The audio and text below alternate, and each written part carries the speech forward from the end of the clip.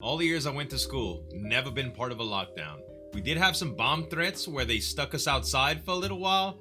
We basically just got in single file, exited the building very, very slowly, stood out in the playground for like what seemed like 30 minutes or so, and then went back to class. I don't ever remember actually leaving the school because of a bomb threat either. Maybe because they found out they weren't legit or whatever, but there's plenty of reasons that it happens, and it's always scary when it does. As a parent for your kid, and the kids of course too. We're gonna react to a horror story today by Dr NoSleep about school lockdown. Y'all make sure to subscribe to him, guys, and let's get into this animation.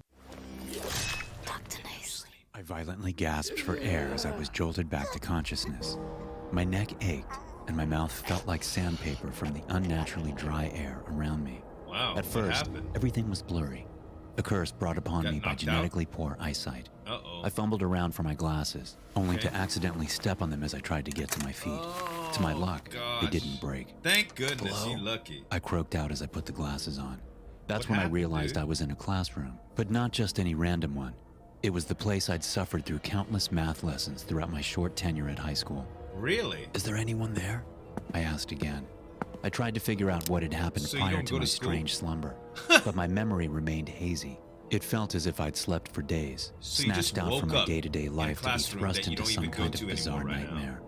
The door that led into the hallway stood slightly open, allowing flickering light to slip in from the other side. I carefully walked over, fear rising through my body without any reasonable explanation. Well, as I put my hand on the door handle, it just shot open. I fell to the ground, letting out a quick yelp as a dark figure towered above me. "Greg?" the voice said. It was Brian, one of my closest friends from early childhood. Just the sight of him gave me a brief moment of relief. The lonely surroundings suddenly seemed less threatening. He reached out a hand and pulled me to my feet. "What are you doing here? What's going on?" I asked. "We just woke up around the school. Something's wrong," he said with a trembling voice. Oh, so "What him is?" too. He just stared over my shoulder towards the closed windows. The blinds were blocking out what little light could possibly exist on the outside. People but that wasn't the reason why Brian at the seemed school, worried. just like, "Oh no, we're too late," he said. I turned around to see a strange, black fog seeping in through the curtains, forming a thick layer along the floor. It moved slowly towards us, bringing with it a sense of impending doom. As it passed the desks on the ground, the metal seemed to rust. The wood rotted before our eyes, and the paint immediately peeled off. No, this is unnatural. It was as if the fog was aging everything rapidly. This is spinning unnatural. time forward, unhinged from the rest of reality. Right. What the? This I tried is to not, get out before Brian this grabbed is my not arm good. and pulled me into the hallway, Just shutting go. the door behind him. Get away. "We have to get back to the principal's office. That's where the rest of the students are," he said. "The rest of the students?" I asked. "About a dozen of us woke up here. We've been looking for a way out while we searched for others, but every exit is covered by that fucking fog." "What is the fog?" I asked. I don't know, but you'll die if it touches you. Only light keeps it away." Wow. With that, he handed me a flashlight. So it's "Don't dark use it until you outside. absolutely have to. The fog eats off the battery quicker than you can run through it. Doug already tried. He trailed off. He ushered me along before I could ask any further questions. Truth be told, I was too confused and panicked to dig into what exactly was going on. My main priority was to get out of there. Only then I could figure out exactly how I'd been trapped inside my own school. But is the fog We crossed an intersecting hallway.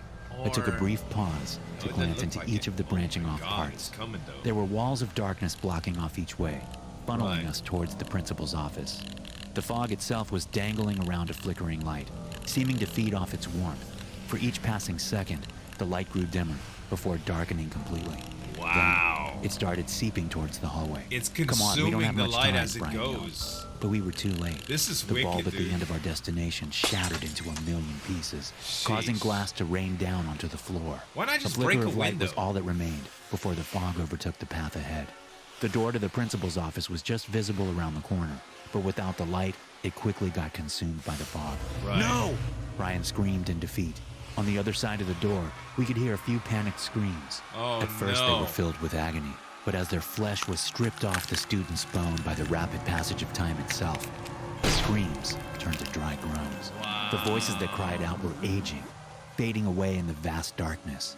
We turned around and ran in the opposite direction, just barely able to avoid the fog eating up the intersection. With each and every path gone, we had no choice but to return to the mathematics classroom. The paint on the walls was peeling. The pictures had long since faded, leaving little rotten husks of frames that used to carry school memories. But there was fog in there, Then too. we passed the classroom, which was filled to the brim with black fog that got pushed out under the edge of the door. We didn't stop. We just kept running in the general direction of the cafeteria, praying to find refuge. Oh my God, there's someone out there.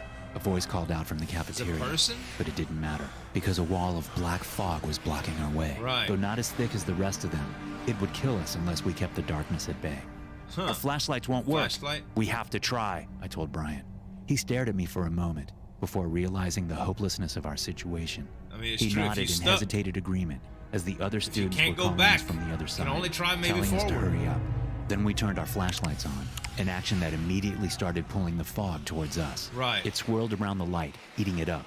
At the same time, the most minute gap formed in the wall of darkness. Go, just go! large enough for us to pass through. Run, baby, that run! time, we didn't hesitate. We rushed into the darkness, praying it wouldn't consume us. Then I heard a shattering sound as Brian's flashlight got crushed beneath the pressure of the fog. Brian! No sooner had the light flickered out than the fog wrapped around him. Brian's he let out gone, a scream man. as his skin started to dry out. God. His face formed wrinkles, and his back arched as if the vertebrae within had collapsed. Within the span of 3 This seconds, is horrible. he had died from what could only be excruciating pain and unnatural old age. I dove through, feeling glass shards hit my face as my It don't own matter. flashlight shattered. Glass The is fog better than reached out for age, me, baby. But one of the other students snatched me away just in time to save my life. Brian! I cried out in disbelief, Oh my but it was too gosh. late. Oh yeah, he's 3 dead. students greeted me on Done. the other side. 2 guys and a girl. All of them seniors I'd only known in passing. Okay. They looked emaciated, Yeah. starved, as if they'd been there for weeks. Oh my I can't gosh. believe you made it, the girl said. Yet her voice wasn't filled with amazement, but rather No. apathy. Right. She seemed older than I remember her. She must have noticed me staring all have gray because hair. she put on a clearly fake smile and brushed her graying hair away. Yeah. I've had better days, she joked without a hint of emotion. So apparently in her she voice. got a little bit of This exposure, place eats you maybe? up even if you're not touching the fog. Oh, wow. Just being near it will eventually kill you. I see. How long have you been here? I asked, still in shock from watching my friend die. Months, the girl said. Jeez. How? How the hell did you survive? I went on. Cafeteria food. The fog wasn't very big at first, just blocking the exits. There were so many of us, but now, she trailed off. Oh, Why hasn't man. anyone come for us? We heard voices through the fog at first, but what? I asked.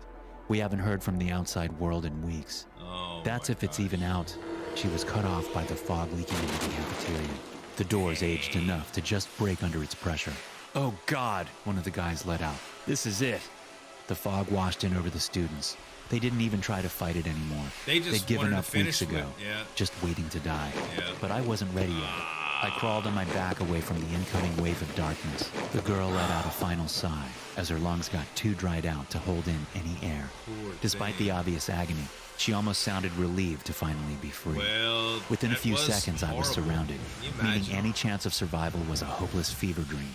I curled up into a ball, still not ready to accept my Remember, fate. he just woke I could up feel my here. skin dry out and wrinkle up as the fog neared. But just as I thought my time on this planet had come to an end, I saw an infinitely bright light penetrate the darkness. Good. The light wasn't like anything I'd ever seen before. What It the was heck pale is it? blue, almost turquoise. Okay. Unlike the rest of the lights, the fog seemed repelled by it, disintegrating into Nice. nothing. Another beam of light shot through the fog, then a third, and Where's a it fourth. coming from? Before long, the entire cafeteria was lit up. A bunch of uniformed men stormed dang. in, killing the darkness before dragging my weak body outside. Then I just blacked out. You were like I spent the 5 next minutes month too in the late, man. hospital. You could Parts have of my saved body the- have the aged people. 30 years, while others remain untouched. No one can explain what happened inside the school, nor is there any way to find out. The building has long since been demolished, covered up to pretend nothing ever happened there. I'm not sure what haunts me the most, the fact that my friends are all dead, or that most of them were mere minutes away from survival. Oh, I'm so no. sorry. God dang, that was intense. I have not ever heard a story like that, but that was crazy. Being held captive somewhere, just waiting to die, watching all of your friends die, having to eat cafeteria food until that day came. Y'all, I'm naturally making a joke, but seriously, that's some horrifying stuff, bro. Dr. NoSleep does it again, ladies and gentlemen. Make sure to subscribe to him as well as a couple other reaction videos that I did by Dr. NoSleep. Thanks so much for watching. As always, this is Zueljin signing off. We'll see you next time.